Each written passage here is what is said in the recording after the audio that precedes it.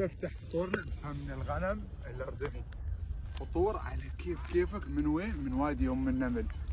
تعالوا شوف الفطور، ترى فاخر أو من الآخر. على طول قفشة سمن أردنية وجبن غنم من خيرات هذه الأرض.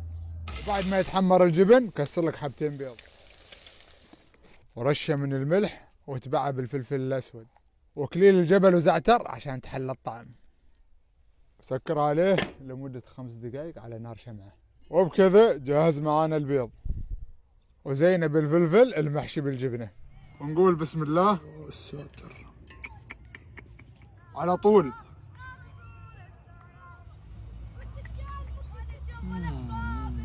هذا اللي ينقال عنه شو ولا غلطة.